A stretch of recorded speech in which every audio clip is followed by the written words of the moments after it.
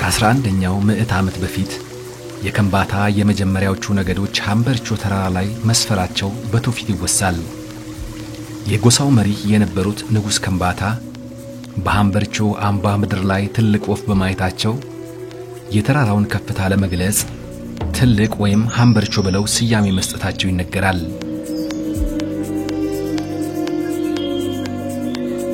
ጥንት የነበረው የከምባታ ንጉስ ቤቱ ነው ተራራ። አንዲት ቀጭን ወጣት በግብር መልክ ለሱ ተድራ ይቺ ቀጭን ወጣት ኑሯ ሲመቻት ያረጋችው አምባር ጠበባት ጨነቃት። መጨነቋን አይቶ ምን ሆነሻል ብሎ ንጉሱም ጠየቃት።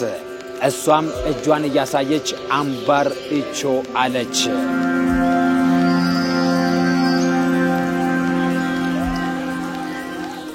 የከምባታ ባህል ከጥንት እስከ ዛሬ በሚል ርዕስ መጽሐፍ የጻፉት ኃይሌ ማጊቾ የወማ ወይም የንጉስ ሥርዓት በከምባታ የተጀመረው በኢማም አህመድ ግራኝ ወረራ በ16ኛው ምዕተ ዓመት በሐጤ ሐመልማል እንደነበር አስፍረዋል። የተራራውንም ስም ዛሬም ድረስ የከምባታ ሕዝብ ሀምበርቾ ብሎ እንደሚጠራውም ጽፈዋል።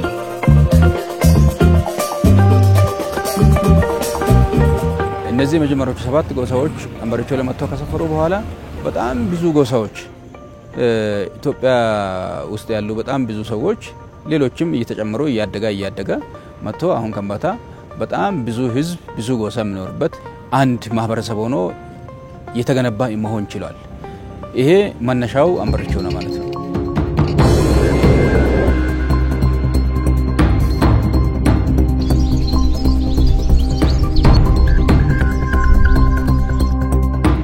አሁን ያለውበት ቦታ ፋርሲ ገንበራንቹ ይባላል። ሀምበርቾ ተራራን ለመውጣት እንግዲህ አንድ ብለን እንጀምራለን። እንደምትመለከቱት 777 ደረጃዎችን ወደ ላይ መውጣት ይተበቀብናል። ቁጥሩን ስንመለከት አንድ ብሎ ይጀምርና ከዛ 7 ይላል ከዛ 17 ይላል እያለ 77 እያለ ይሄዳል። ሀምበርቾ በራሱ 7 ተራራ ነው። 7 ሰንሰለታማ ተራራ ነው። አንዱን ጦስናሜ ብላይ ስትጠራ ሌላውን ሌላ ስም አለው። 7ቱ ተራራ የየራሱ ስም አለው። ሁለተኛዋ 7 ናት። ሌላኛዋ ሶስተኛው 7 ጅራቶች ከሀምበርቾ የሚወርዱ አሉ።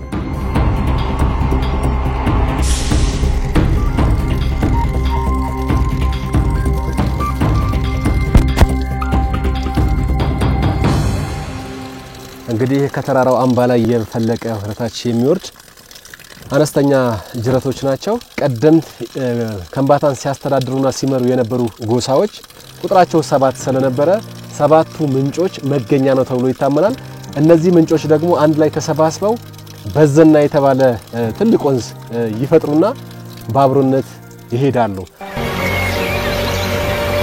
ተራራው 7 ሆኖ አንድ ሀምበርቾን ከፈጠረ ጅራቱ 7 ወርዶ አንድ በዘና ወንዝን ከፈጠረ እኛ በአንድነት ተባብረን መኖርን የሚከለክል ነገር ምን አለ የሚል የማህበረሰቡ ኖርም አለ። በጣም ደስ የሚል ተፈጥሮ ያለበት የምትደመምበት በጣም የምትደነቅበት ተፈጥሮ ራሱ እግዚአብሔርን የምታመሰግንበት ሀምበርቾ 777 ብዙ ሰዎች ይመጣሉ። አንደኛ እንደ መዝናናት፣ ሌላኛው ደግሞ ከምባታ ምን አይነት ስፍራ ምን አይነት መስህብ ቦታ እንዳለ የሚያውቅበት ትልቅ ሆነ ስፍራ ነው። ወደ ላይ ስታይ ያለው ተፈጥሮ ወደ ታችም ዝቅ ብለ ስታይ በጣም የሚገርም ነው እና ደስ የሚል ነገር ነው።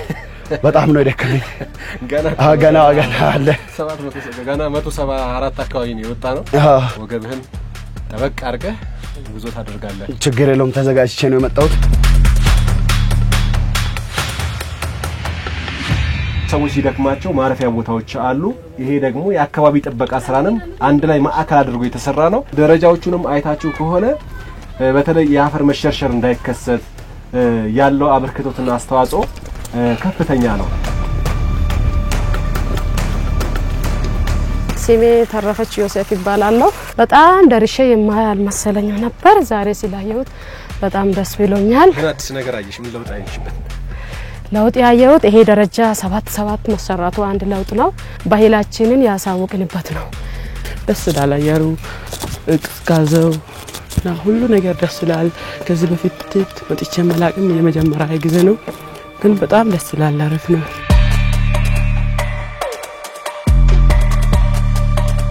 እዚህ ተራራ ላይ ሆነን ዙሪያውን ማየት ያስችለናል ፋርሲ ገበራንቹ የሚባለው መንደር በቅርብ ርቀት ላይ ማየት እንችላለን ሌላ ስፍራ ላይ ያለን እስኪመስለን ድረስ የአምበሪቾ 77 ደረጃ እጅግ ለእይታ ማራኪ ነው ተፈጥሯዊ ገጽታውና አቀማመጡም በጣም የተመቸ ነው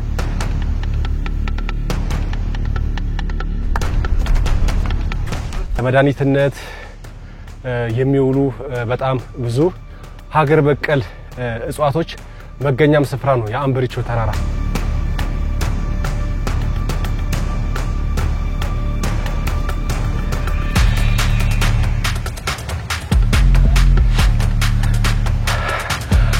አሁን የአምበሪቾ 777 ደረጃን አጠናቅቅ ያለው ማለት ነው የመጀመሪያው ምዕራፍ እንዲሁም 777 ደግሞ ሌላ ተጨማሪ አለ እሱን ደግሞ የአምበሪቾ ኢኮ ቱሪዝም ጽፈት ቤት ኃላፊ የሆነው አብነት ያሳያቸዋል አየሩ በጣም እየተለዋወጠና እየተቀያየረ ነው ያለው አልፎ አልፎ ፀሐይ ይወጣል መልሶ ደግሞ በጉም ክምር እንደዚህ ደግሞ ጥቅጥቅ ያለ የአየር ሁኔታ እንመለከታለን መልካዓ ምድራዊ አቀማመጡ በጣም እጅግ ያማረ ነው እኔ ከዚህ በፊት ወጥቻለሁ ነገር ግን ደረጃ አልተበጀለትም ነበር አልተሰራለትም ነበር እንደዚሁ ዳገትና ተራራውን እየቧጠጠ ነበር የወጣ ነው አሁን ግን በስርዓት ደረጃ ተሰርቶለት አምሮና ተውቦ ጎብኚዎች እየመጣ ያውታል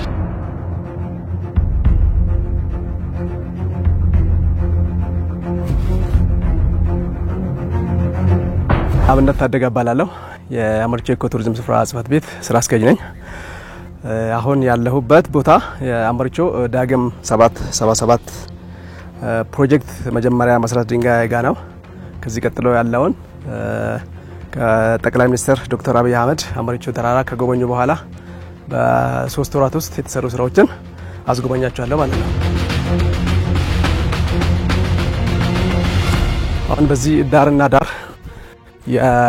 የውበት ዛፎች ይተከላሉ እዚህ የተተከሉ የቀመሞች አሉ የደረጃዎች ብቻ ሳይሆን የስቴፒንግ ስቴርስ የሚባሉ የእግር መንገዶች አሉ 2 ወር ተኩል ላይ ሙሉ በሙሉ ይጠናቀቃል አሁን ስራው አልቆ የፊኒሺንግ ስራዎች እየተሰሩ ነው ያሉት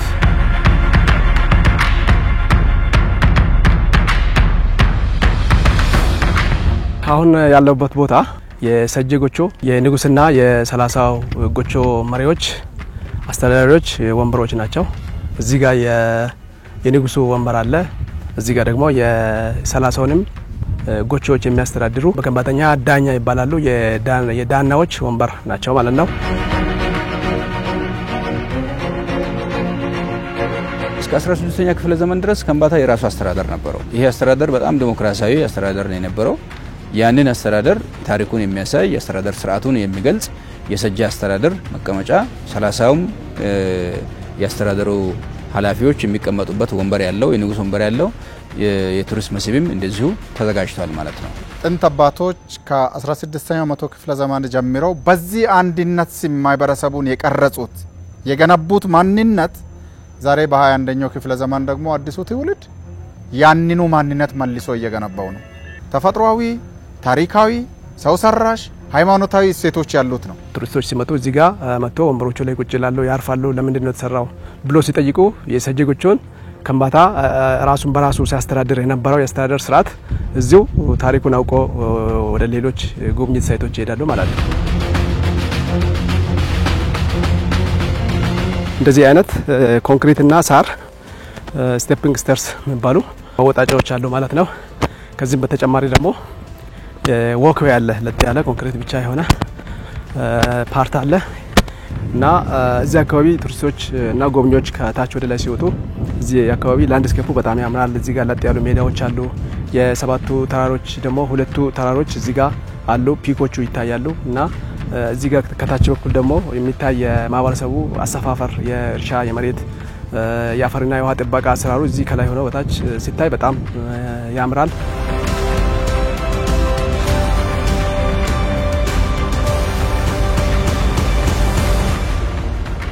አሁን ያለበት ቦታ በሀምበሪቾ ተራራ አናት ላይ የሚገኝ የታሪካዊ ቅድም ታች ያሳያችሁ የሰጀጎቹ አስተዳደር ስርዓት አለ። የዛን ንጉስ ቃለ መሐላ የሚፈጽምበት የቃል ኪዳን ድንጋይ ነው የሚባለው። ኪቶ ሲፈዶ የንጉሱ መኖሪያ ማደሪያ ቤት እዛ ጋ ነው። ስብሰባዎች የሚደረጉበት ቦታ ነው። እዚህ ጋር ስብሰባውን ለማጽደቅ ወጥቶ ቃለ መሐላ የሚፈጽሙበት ድንጋይ እጅግ ታሪካዊ በሀምበሪቾ ተራራ አናት ላይ የሚገኝ ታሪካዊ ሜዳ ነው። ድርክ ነው ማለት የቃል ኪዳን ድንጋይ የቃለ መሐላ ድንጋይ ማለት ነው። ንጉስ የሚሆን አካል ወይም ሰው እንደ ሃይማኖት ስርዓት በጾም ጾሞ ከዛ በኋላ ደግሞ ያንን ድንጋይ ሾልኮ ካዳለው ካጠፋው አንዱን ከበደል እንደዚህ ድንጋይ ያርገኝ ብሎ ማላ የሚፈጽምበትን ድንጋይ በአዲስ ፕሮጀክት ማልማት ይችላል።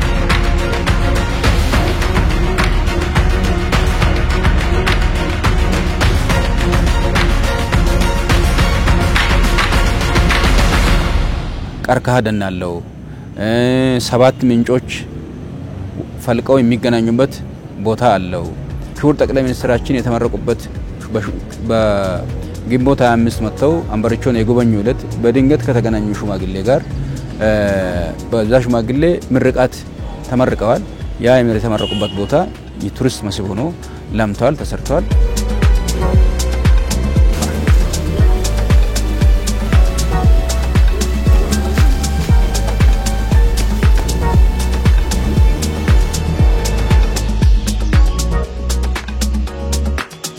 ከጥንት ከከምባታ ታሪክ ጋር የተሳሰረ ነው። ግንባታውም አጠቃላይ ስራውም እየተሰራ ያለው ሌሎች ማረፊያዎች አሉ። ከ200 በላይ ሰው መያዝ የሚችል የመሰብሰቢያ አዳራሽ በባህላዊ መንገድ የሚሰራ አዳራሽ አለ። እነዚህ ሁሉ ጥንት የነበረውን የከምባታን ታሪክ ማንነት መነሻ መሰረት ባደረገ መልክ እየተገነባ ነው ያለው። ኢላይ ቤቶቹ ላይ የምንጠቀመው ከእንጨት ጀምሮ ከ7 ቁጥር ጋር ያለውን ትስስር ከብሔረሰቡ መነሻ ጋር ያለውን ትስስር ጠብቆ የሚገነባ መሆኑን ለማሳየት ነው። ይሄንን ስንሰራ ሀምበሪቾ ያላትን ጸጋ ሀብት ሰጥታን ነው ይሄንን ስራ ጭምር እየሰራን ያለ ነው።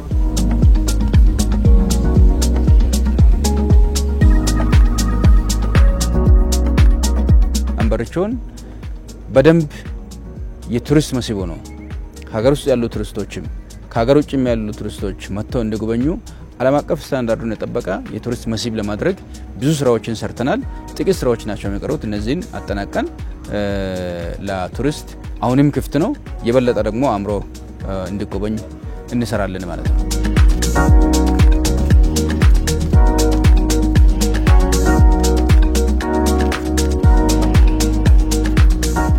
ልጆችና እረኞች በነሐሴ ወር መጨረሻ የመሳላ በዓል ከመድረሱ በፊት አመት ጠብቃ ብቅ የምትለውን የመስቀል ወፍ ዝቅ እያለ ስትበር መሳሌ መሳሉ ሀከንበር ወፌ መሳላ መቼ ነው እያሉ ያዜማሉ።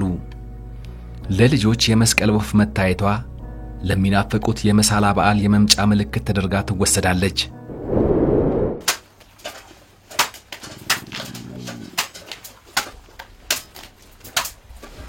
በከምባታ የመስከረም ወር ሌንጃ ይባላል።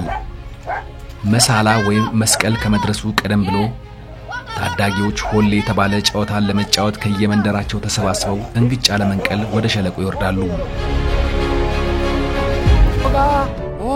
ማሪሻ ወጋ ኦሌ ኦሌ ኦሌ ኦሌ ሆላ ይላሉ። ሁሉም እንደ ላይ በዛን ሰዓት በጣም ነው እንደውም በአንድ ቀን ተደስተን እንደምናድርና እንደምናድገው ነው የሚታየን። ደስ ይለናል። ወዲቄ ሱቺ ዲንዳሚ አይቻ ወዲቄ ኦሌ ኦሌ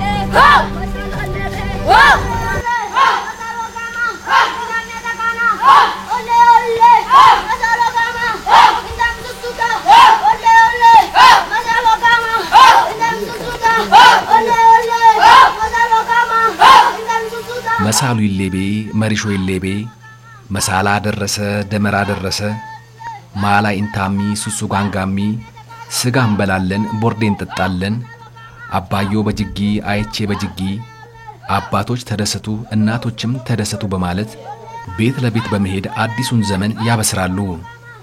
ወላጆችም የመሳላን ያህል እድሜ ኑሩ ቁጥር የሌለው መሳላ ድረሱ ብለው ይመርቋቸዋል። ሳላ ወራንካ ኢልዬ እድሜ ለቀራሩት ጋባንቹራ ይሁን ካነ በራችዬ ማሳመ ለወንዱም ቃብ ማሳመ ማሳንተን ተወስደከ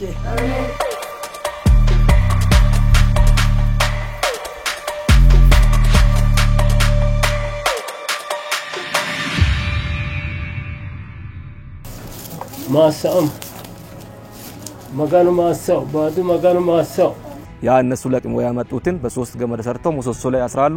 ያ የከብቶችን እድሜ ለመቁጠር የሰዎችን እድሜ ለመቁጠር ክስተቶችን በዚህ ለመቁጠር ወይም ለማወቅ ይጠቅማቸዋል ማለት ነው። ከመሳላ ዋዜማ ጀምሮ እስከ መስከረም 30 ድረስ የመሳላ በዓል የሚቀጥል በመሆኑ እያንዳንዱ ቤተሰብ ከእርሻው ጥግ ካሳደጋቸው ዛፎች ለሌላ አገልግሎት የማይውለውን ዛፍ ተመርጦ ይቆረጥና ለማገዶ በሚያገለግል መልክ ተፈልጦ እደጅ ላይ እየደረቀ እንዲቆይ ይከመራል። ባህር ዛፍና ብሳና ለዚህ ተግባር ተመራጭ የዛፍ አይነቶች ናቸው። ሙራንማኖ አቁ መሳንቿ ከመሳንቿ ኩን ኮቾተ ወለሃ በርገን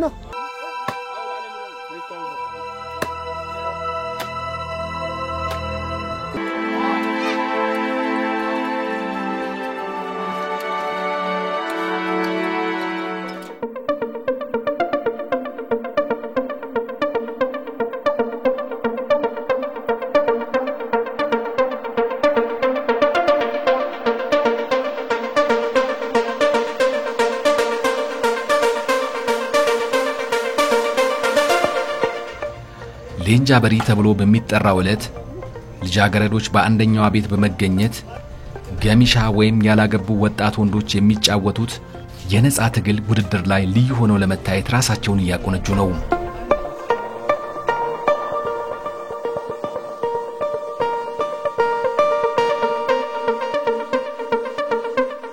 ዊጣ ማለት የስንደዶ እሸት ማለት ነው።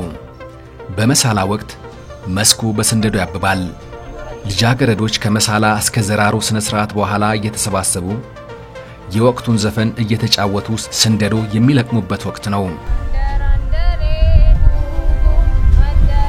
የእርግብ ድምጽ ነው። እርግብ ስጮ ጉጉ እያለች አይደል ምጮው ላይክ እንደዛ ማለት ነው። እኔ እርግቧ ስል እነሱ ደግሞ ልክ በእርግቧ ድምጽ ላይ ይመልሱልኛል ማለት ነው። እርግቧ ወዴት እየሄድሽ ነው? እንጨት ለቀማ ምን ልታረጊ ቆሎ ሊቆላበት ያለም ይቀጥል ነው። መሳላ ከተበላ ከ3ኛ ቀን በኋላ ነው ምንለቅሞ። ከተለቀመ በኋላ ቤት ወስደን የተጨመቀ ቆጮ አለ። የቆጮም ከላይ የሚደረገው ውሃ ወስደን አበባውን አራግፈን እንጨምረዋለን። ቦርክቾ ውስጥ ቤት ውስጥ ምንጠቀማቸው የተለያዩ ቁሳቁሶችን እንሰራበታለን። ልጃገረዶች ስንድዶ በሚለቅሙበት ወቅት ወጣት ወንዶች ደግሞ በመስኩ ላይ ይገኛሉ። ባህላዊ ጨዋታ ይጫወታሉ።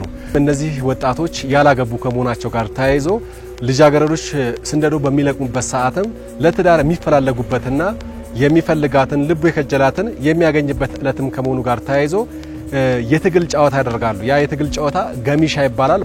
ኮሄለሞ ዋሽሄለሞ ዋሽበ ዋ ዋልዱማ ዋጂላ ገደምኒሳ ገደል ዋኖ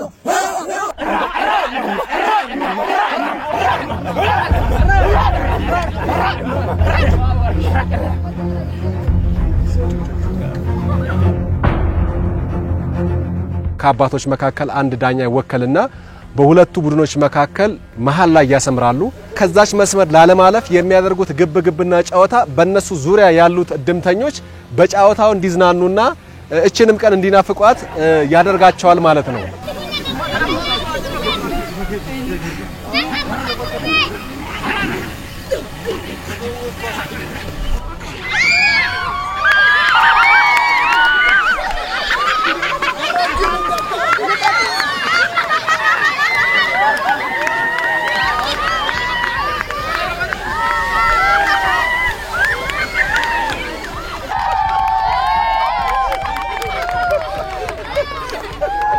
በትግሉ መሃል አሸናፊ የሆነው በደስታ እየጨፈረ ወደ መንደሩ ያመራል። የተሸነፈው ደግሞ ሽንፈቱን ተቀብሎ ወደ መጣበት ይመለሳል ማለት ነው።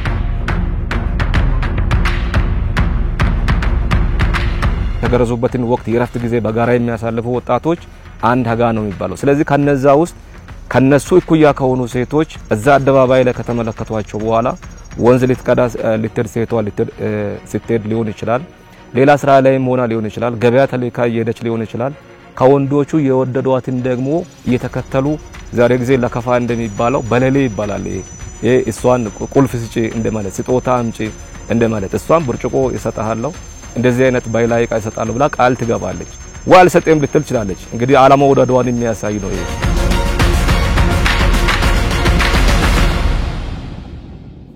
የኛ የሆኑትን እንደግፋለን። በዛ ውስጥ ደግሞ ጠንካራ ካለ ቤቱን ማስተዳደር የሚችል ደግሞ በቃ ማሸነፍ የሚችል ካለ እሱን አይተን ያው ለወደፊታችን እንመኛዋለን።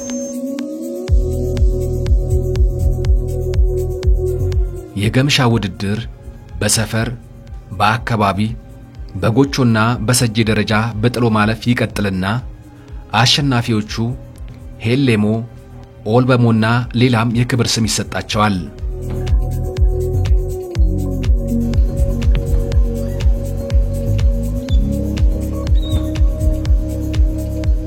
ልጃገረዶቹ የለቀሙትን ስንደዶ ከመንደራቸው በእድሜ ጠና ያለ አባወራ ቤት ይዘው ይሄዳሉ።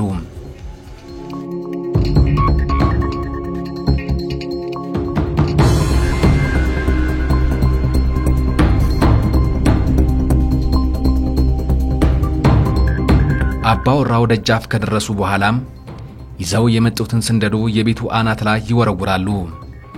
ይህንን የሚያደርጉት ስንደዶ በፀሐይ ብርሃን በደንብ እንዲደርቅላቸው ለማድረግ ነው።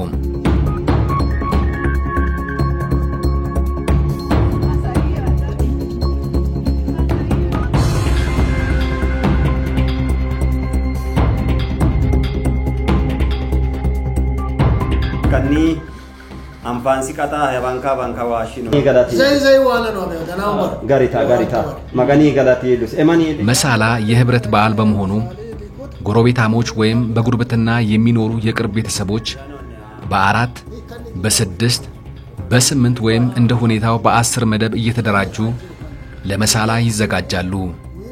እነዚህ የመሳላ ቅርጫ ምድብተኞች ሼማታ ተብለው ይታወቃሉ።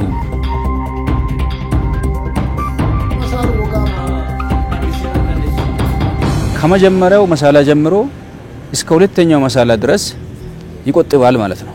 ይሄ የሚቆጠብ ገንዘብ ድሮ ከሸማታዎቹ መካከል ገንዘብ እየተመርጦ ነበር የሚይዘው። አሁን ደግሞ በየአካባቢው የፋይናንስ ተቋማት ባንኮች ፋይናንስ ተቋማት አሉ። አሁን የሚያስቀምጠውን ገንዘብ እዛ ነው የሚያስቀምጠው። ሰንጋ ለመግዛት ገንዘቡን እስከሚያወጡ ድረስ ያ የሚቆጥቡት ገንዘብ በኢኮኖሚ ውስጥ ይንቀሳቀሳል ማለት ነው። መሳላ ላይ ጠግቦ ማይበላ የለም። ሰዎች ብቻ አይደሉም እንስሳትም ጭምር ጠግቦ የሚበሉበት ነው። ይሄ ስለ አንድ ዘንድሮ ለሚከበረው መሳላ አምና በተከበረው መሳላ ላይ ነው ቁጠባ ምኑ የሚጀምረውና ከዚህ ጋር ተያይዞ ከብቶች የሚበሉበት አካባቢ ሳር ይጠበቅላቸዋል፣ ይከለላል።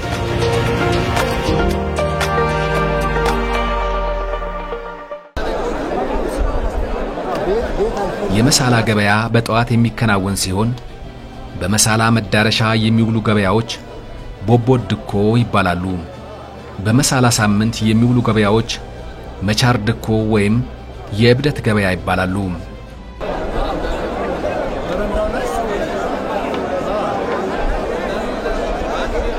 የመጨረሻውና በመሳላ እርድ ጠዋቱን የሚቆም ገበያ ሰጦ ድኮ ተብሎ ይታወቃል። ይህም በዳምቦያ የሚቆም የመጨረሻ ገበያ ነው። ከመሳላ ቀን ጀምሮ እስከ ጥንት መግቢያ ድረስ ወቅቱ የመሳላ በመሆኑ ገበያ አይቆምም። ለምሳሌ ሰኞ የሚቆም ገበያ ቅዳሜ 17 ከሆነ ከ17ቱ ቅዳሜ በፊት ያለው ሰኞ ድጋሚ በዛ አመት ላይ መሳላ እስከምደርስ ሌላ ቅዳሜ ስለሌለ የሚሰበር ገበያ የተሰበረ ገበያ እንደማለት ነው። ዲኩ ቢጣንቴ ይባላል። ከሱ ቀጥሎ ያለው ገበያ ሁሉ ድጋሚ በዛ ይሄ መሳላ ከመታረዱ በፊት የሚቆም ገበያ የለም እንደማለት ነው። ስለዚህ ይሄ ጥድፊያ የሚበዛበት ወቅት ነው። የተቀለበው ከብቶች ገበያውን ሊረብሹ ይችላሉ። ገበያው ሰው ያልገዛውን ነገር ለበዓሉ ሁሉንም ማሟላት ስለሚኖርበት በጥድፊያ ነው የሚገበያየው። በተለያዩ ምክንያቶች ወይ በኢኮኖሚ ሊሆን ይችላል ወይ በማህበራዊ ሊሆን ይችላል በተለያዩ ምክንያቶች ለመስቀል ሰንጋ ያልገዛ ሰው ወይ ገንዘብ ያጠረው ሰው እዛ ገበያ ሄዶ ገንዘብ ያለውም የሚገዛበት የሌለውም ባለ ጊዜ ለመክፈል በሬ ወይም ሰንጋ ይዞ ወደ ቤቱ የሚመጣበት ነው።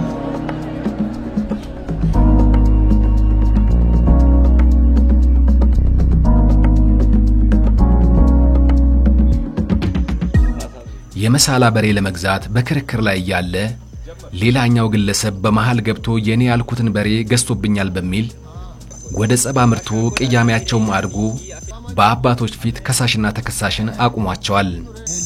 ኢሊታኒ በኤሲ ገባንቶ ከና ከታ ሆንቁናኒን መሳሊ በር ዱሊ በር ይልፋች ኢሊ ሆቀንቱናኒን እንቶም አቸ መሳላስ ወንግሮ ወድቋል ይባላል። ወንግሮ ወድቋል ማለት በበዓል ዋዜማ ሰው ይጣለም ተብሎ ከናሴ አጋማሽ ጀምሮ ሰው ሌላ ጥል ውስጥ እንዳይገባ ይጠብቃል። በድንበር ሊሆን ይችላል፣ በሀብት ሊሆን ይችላል፣ በስራ ሊሆን ይችላል። በማንኛውም ነገር የተጣላ ሰው መሳላን በዛ በጥላቻ አያከብርም። የከምባታ ባህል በመሳላ ሁሉም ይታረቃል። እርቅ ነው ውስጥ ላይ ያለው። አልፎ አጎራባች ዞኖች አሉ፣ አጎራባች ብሔሮች አሉ። በገበያ በወንዝ በከብት መጠበቅ ወይም በሜዳ ወይም በተለያዩ ግጦሽ ኤራዎች የሚገናኙ ሰዎች ስላሉ በማንኛውም ሁኔታ እየተጣላ በዛ ወቅት ይታረቃል። ኦቃንታ ያንከቴ ታንታስ ገነዮ ባይ ቀደም ባለው ዘመን የመሳላ ወይም መስቀል በዓል ከመድረሱ በፊት የዓመቱን ሰብሳቢ መሪ ወይም የሀገር ሽማግሌን ለማዘጋጀት ዕጣ ይወጣ ነበር። የጎሳ መሪ ሆኖ የሚሰየመው ቦኪዳና ይባላል። የአካባቢው ጎሳ ዳኛ እንደማለት ነው። ሌላኛው ደግሞ እለሚዳና ወይም የዘመድ ዳኛ የሚል ማዕረግ ያለው ነው። እለሚዳና የጎሳው ሽማግሌዎችን ሰብስቦ የመዳኘትና የማስተዳደር ኃላፊነት ተሰጥቶታል። ከነዚህ ዳኞች ቅጣት የተቀበለ ግለሰብ ካለ በማንኛውም ማህበራዊ ህይወቱ የተገለለ ስለሚሆን የተጋጨ ካለም መሳላ ከመድረሱ በፊት አባቶች ጋር ቀርቦ እርቅ ማድረግ ይኖርበታል። ብርሲኒ ጋናዮሚ ቦራን ዋሊ ቃሻጎድ አናሲሬ ያኒ በግጭት መሳላን ማሻገር በከምባታ ብሔረሰብ ዘንድ የተከለከለ ነው። ይሄ የሚሆንበት ዋናው ምክንያት መሳላ ብሔረሰቡ ልጆቹ ለስራ ከተበተኑበት ከተለያዩ አካባቢዎች ሰብሰብ ብለው በጋራ የሚደሰትበት ሰው ከተጣላ ከተጋጫ ደስተኛ ሊሆን አይችልም። ስለዚህ ሁሉም ሰው መሳላን በደስታ እንዲያሳልፍ ስለሚፈልግ ከጎረቤቱም ጋር ተጣልቶ ከሆነ ይታረቃል ማለት ነው። ኢሌ መሳላ ይወይ ማለት ይሄ የደረሰውን መስቀል ወይም መሳላ ይሁንብህ ተኮራርፋይ ተጣልተ ማለፍ የለብህም። አሮጌው ዘመንና ይሄ ነገር ማለቅ አለበት። ወደ አዲሱ ዘመን መሸጋገር የለበትም ተብሎ ነው የሚወሰደው። ይሄ የእርቅ የአንድነት የመተባበር እሴት በማህበረሰቡ ዘንድ ከመሳላ ጋር ታይዞ የሚመጡ እሴቶች ናቸው ማለት ነው።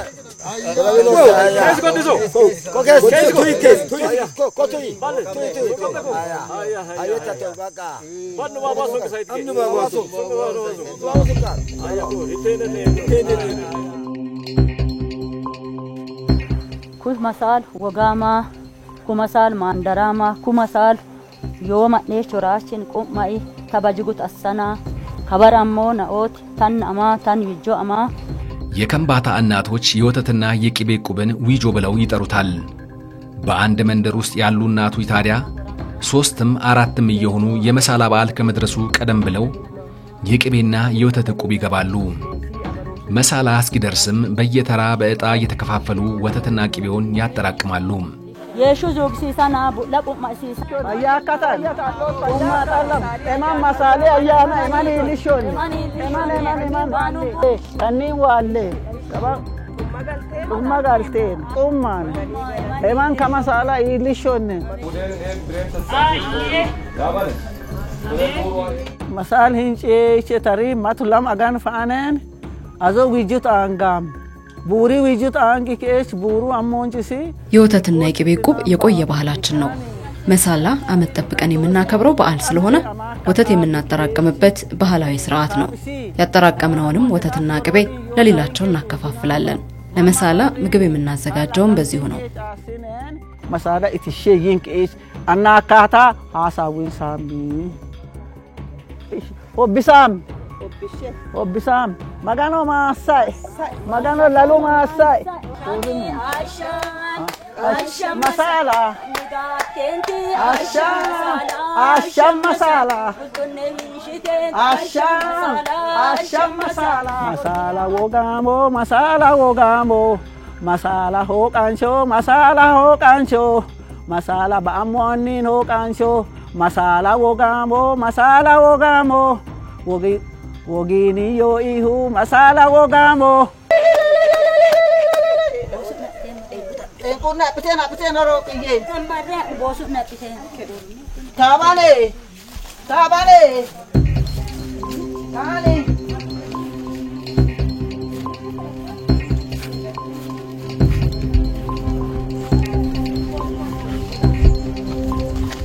ለመሳላ በጥሩ ሁኔታ የተቀመመ አዲስና ንጹህ ቅቤ ይዘጋጃል።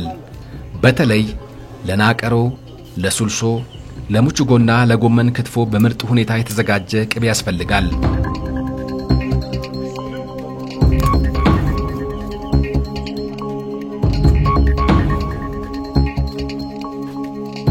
የመሳላ ቅቤ ለሁሉም የምግብ ዝግጅቶች ስለሚያስፈልግ ሴቶች ለምግብ ማጣፈጫ የሚሆነውን ቅመማ ቅመም በጋራ በመሆን ያዘጋጃሉ። ጨው፣ በርበሬና ሌሎች ቅመማ ቅመሞችን ደቁሰውና ደልዘው ማባያውን ያሰናዳሉ።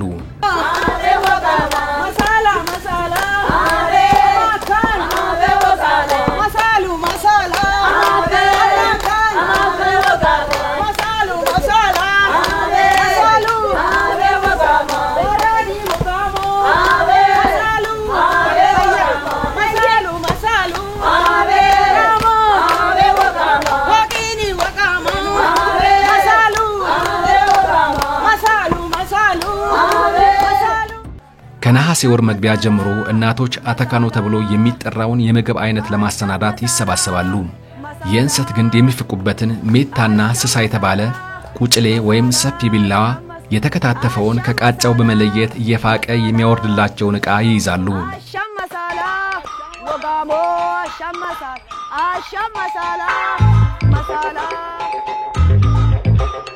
ሴቶች በመፋቂያው ድማ ተቀምጠው በሚሰሩበት ወቅት የቤቱ ባለቤት ወይም ለሥራ የደረሰ የቤት ልጅ እንሰቱን እንዲነቅል ያደርጋሉ። ከተፈቀደለት ውጪ አንድም ወንድ በአካባቢው ላይ ዝር አይልም።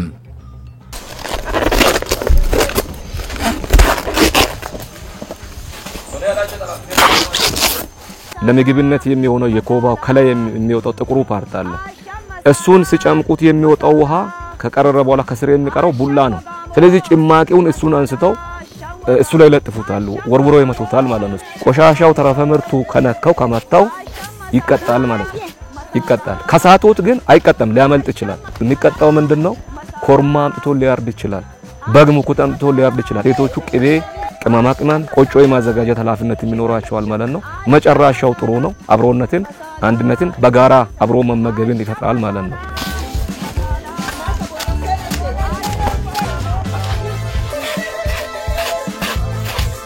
መሳሊ መራሩ ጀተማና ተከዞንጋኒ አሞ ተከድኖ የቆየውን ቆጮ አውጥተን ካሰናዳን በኋላ ሜሬሮና ቡላ ከሚባለው የእንሰት ክፍል ልዩ ልዩ ምግቦችን እናዘጋጃለን። በከምባታ ለተከበረ እንግዳ የምናቀርበውን አተካኖ ምግብ የምናዘጋጀውም በጋራ ነው። ገማማ ዳሰኖ ዳሲ ሆራድራን ከሲ መጦ አተካኖ ከሾሌኖ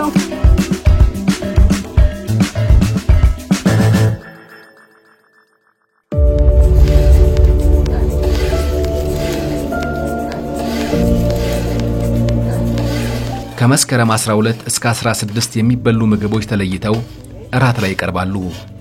የመጀመሪያው የራት ምሽት በሸኮ ይባላል። ቆጮ፣ ቅቤና በተለያዩ ቅመማ ቅመሞች በደንብ ተዘጋጅቶ ይቀርባል።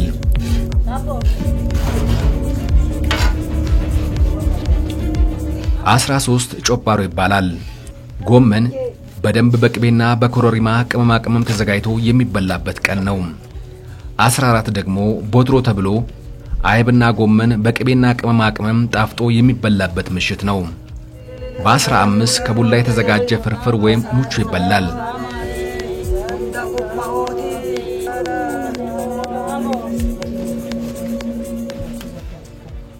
በመሳላ ዋዜማ የሚዘጋጀውና በወተትና ቅቤ በደንብ የሚሰናዳው አተካኖ የተባለው የምግብ አይነት በመሳላ ዋዜማ ለቤተሰቡ ለቅምሻነት ራት ላይ ይቀርባል። አተካኖ ይበልጥ ጣዕም የሚኖረው ውሎ ሲያድርና ሲቀዘቅዝ ነው። ይህም በመሆኑ የቤቱ ማወራ በጥንቃቄ ንጹህና ቅዝቃዜ ባለበት ስፍራ በሸክላ ጣባ ከርና ታስቀምጣለች። ለመሳላ መስቀል በዓል የተዘጋጀው አተካኖ ሳይበላሽ እስከ 3 ወር ሊቆይ ይችላል። ይህም የሚሆነው በእንሰት ማሳቸው በሚገኝ የቆጮ ጉድጓድ ወይም ዋሲኢሎ ውስጥ ሳይነካካ ተከርኖ ሲቀመጥ ነው። Makke. Abo makko. Makke. Data ebe. Ora makke. Lama wa. Aya. Data kana ma. Gayo. Usum bagandes. Amen. Bitema danamo gatiten. የመሳላ አከባበር የሚጀምረው የመስከረም ወር አጋማሽን ይዞ በዕለተ ሐሙስ እናቶችንና የእናቶችን መልካምነት ለጋስነታቸውንና ክብራቸውን በማስታወስ ይጀመራል። ይህ ዕለት ለዋናው መሳላ የመጀመሪያ ቀን ተብሎ ይከበራል። በዕለቱ እማወራዎች ለስላሳ ምግብ ያዘጋጃሉ። በተለይም ጮጳሮ ወይም የጎመን ክትፎ በማዘጋጀት መላ ቤተሰቡን ይጋብዛሉ። የዕለቱ ድባብ እነዚያ ቀደምትና መልካም እናቶችን ፍቅራቸውን፣ ጸጋቸውን፣ በረከታቸውን፣ ስጦታቸውን፣ ደግነታቸውን፣ ጸሎታቸውንና ምርቃታቸውን በማስታወስ ይከበራል።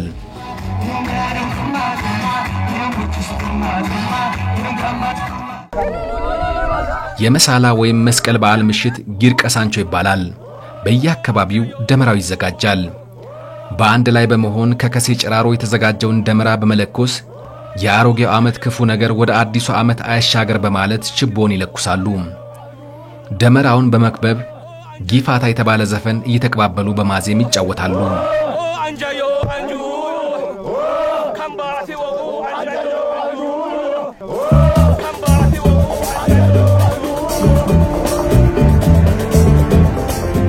ዛሬ መሳላ ነው። ጎረቤታሞችና ቤተ ዘመዶች በቡድን በመሆን ለመሳላ ዕለት በእድሜ ታላቅ በሆነ ቤት ደጃፍ በሬ ያርዳሉ።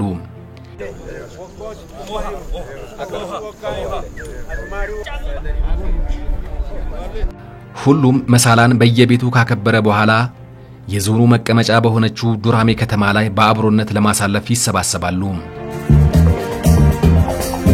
በዓሉን ለማክበር ከየአካባቢያቸው በመጡ እድምተኞች የዱራሜ ከተማ ከወትሮ በተለየ ሞቅ ብላለች።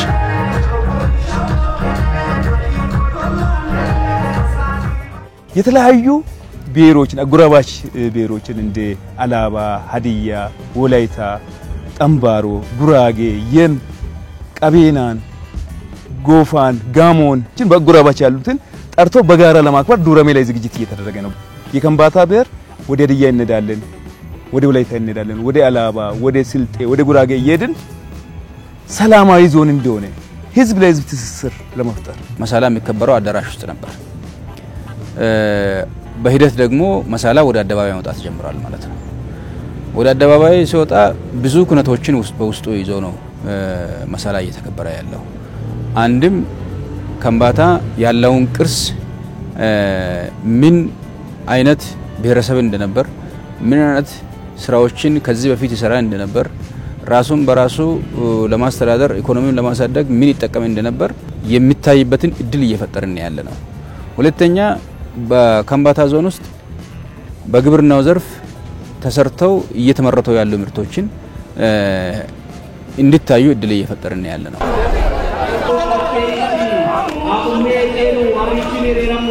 በዩኔስኮ ተመዝግቦ የኢትዮጵያ የከምባታ ብቻ ሳይሆን የኢትዮጵያውያን ቅርስ በማይዳሰስ ቅርስ እንዲመዘገብ፣ የኢትዮጵያውያን ብቻ ሳይሆን የዓለም በማይዳሰስ ቅርስ እንዲመዘገብ ስራዎች የዶክመንቴሽን እና የህዝብ በዓል የመሆኑ ስራዎች እየተሰሩ ናቸው። ወደ ዩኔስኮ ለመግባት የተለያዩ መስፈርቶችን ማሟላት ስላለብን አሁን በቅርቡ ያን ቅዳቅድን እየሰራን ስለሆነ በአጭር ጊዜ እናሳካለን የሚል ሐሳብ አለኝ። የአካባቢ ሚዲያዎች ፌስቡክ፣ የቲክቶክ የዋትስአፕ ሌሎች ግሩፖች እየተፈጠሩ መሳላን የከምባታ ዘመን መለወጫ መሆኑን እያስተዋወቅን ነው ያለነው። የተለያየ የሚዲያ ስራዎችን እየሰራን ነው። ዶክመንተሪ እየሰራን ነው። ጽሁፎችን እየጻፍን ነው። መጽሔቶችን እያዘጋጀን ነው። ታሪካዊ የሆኑ ነገሮችን ከአባቶቻችን ከሽማግሌዎች ከነሱ እየተቀበልን እየሰነድን ቀስ በቀስ ሂደቱን ተግባራዊ ለማድረግ እየተንቀሳቀስን መሆኑን እገልጻለሁ። ባዲችን ዋልቶንቲ ማን ሆትት ሻሚቲ ካና ታባርቶንቲ ማን ደግ እንጂ ክትቡ ሻሚቲ ያለው መገናቱ ወጎ ያለው ቀዳማ መልካም ነገሩ በደንብ ልጆች አውቀው ተረድተው እነሱም እንዲያስቀጥሉ ለማድረግ እንዲያስችል ከትውልድ ጋር ማስተሳሰር ያስፈልጋል። ሌላው ተጨማሪ የጥናትና ምርምር ስራዎችን መስራት ያስፈልጋል።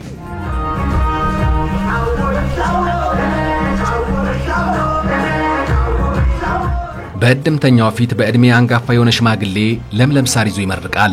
ለሜን ፋሉሆ ሾሌን ፋሉሆ ጡማ ፈንቀሎስ በአራትና በሁለት እግር የተጓዘ በሰላም ይመለስ። ወጌን መሳላ ጡሚን ኢሊሶስ ለዓመቱ መሳላ በሰላም ያድርሰን በማለት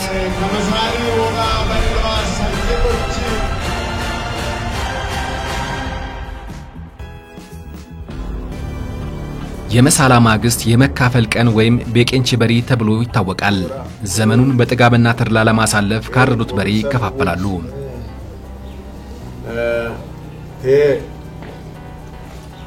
ሂሳብ ማግቁማ አባይ ጋልሊ ኢትዮጵያ ተራሙሩ ጀቼ አባቶች ቀደም ብለው የተከፋፈሉትን ቅርጫ ስጋ በየቤቱ ስለሚደርስ ከስጋው ለክትፎ የሚሆነውን በመለየት ይዘጋጃል።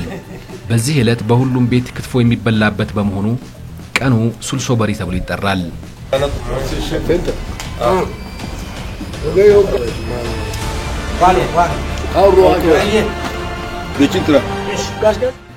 መሳላ የተሐድሶ የእርቅ የሰላምና የፍቅር በዓል ሆኖ ቆይቷል። መሳላ ቤተሰብን ከቅርብና ከሩቅ የሚያሰባስብ ከከባድ የሥራ ወቅት በኋላ የሚከበር የማህበረሰቡን ሁለንተናዊ ተሐድሶ የሚያመጣ ህብረተሰቡን በደስታና በፈንጠዝያ ድባብ የሚያድስ የውጭውን ተመልካችና ጎብኚ የሚያስደንቅ በመሆኑ የውስጥና የውጭ ቱሪዝምን የሚያበረታታ በዓል ነው። የመሳላ በዓል ዛሬም ሳይደበዝዝ የከምባታን ባህል፣ ታሪክ፣ ወግና ማህበራዊ ህይወት እያጠናከረ ዘንድሮም በድምቀት ተከብሯል።